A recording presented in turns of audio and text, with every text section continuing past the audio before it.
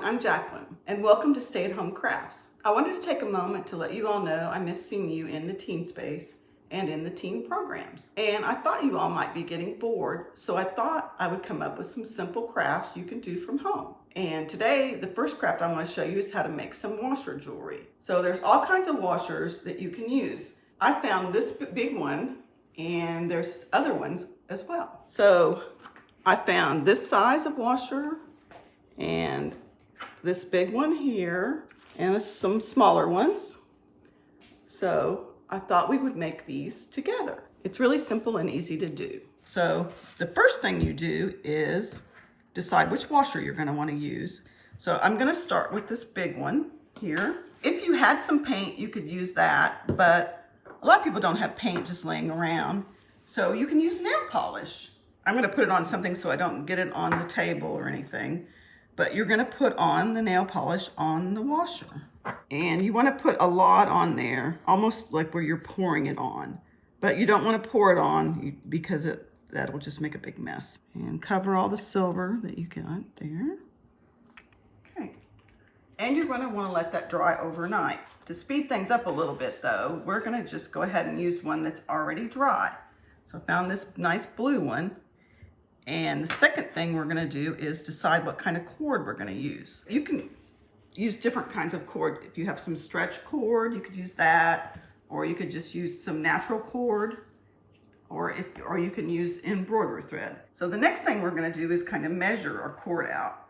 So if you're making it for yourself, you can just take the cord and just put it around your neck and see where you want it. If you want it higher, you could put it up here, or you could make it a little bit lower if you want. And I would do a little bit of extra just so if you need to trim it, you can. So then of course, just get you some scissors and trim it off. And I found that sometimes you have to trim it a couple times, but especially if you use like a cloth, because it kind of gets frayed at the end and you have to start over. So once you get your cord the length you want it and you've got it cut, you're gonna take it and you're gonna put it through the washer, like so, and then just bring it through like you're tying your shoes and pull it through. And now you're gonna wanna adorn it with some beads, or if you don't have any beads, you could use buttons, or you could use some wooden beads. Just depends on what you have around the house. And I found some little tiny beads. Those are kind of cool if you're just gonna do on one each side. I know that you teens really like black, so I picked black for the next bead.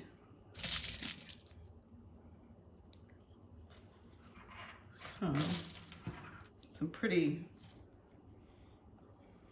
cool looking buttons that we had laying around, or beads. So you could put that one on there. You could also use these, they're pretty neat. Put that on there. Just depends on how you want it to look. So you kind of want to use the rule of 3 whenever you're making anything like this. When you're making jewelry, is the rule of 3, or the rule of odds, is you want to use odd numbers. So you might want to use 1 thing, or 3 things, or 5 things. You don't want to use even numbers because it doesn't look as well. I made some other examples to show you. So I made this pink one that I thought was pretty neat. And this one I thought this was a little bit maybe for a guy. I also have this is very simple one. It's just one hanging there, and we painted it. And if you want, you can paint the back. I didn't have time to paint the backs, but I'll probably paint them later. So these are the simple crafts you can do at home. I really like doing this. As you can see, I've made like 5 of them already. So you can make as many as you want, and you could give them as gifts. Mother's Day's coming up, so you might make mom one. If you enjoyed watching this craft, check out this program and others on the JCPL website. Thank you for watching.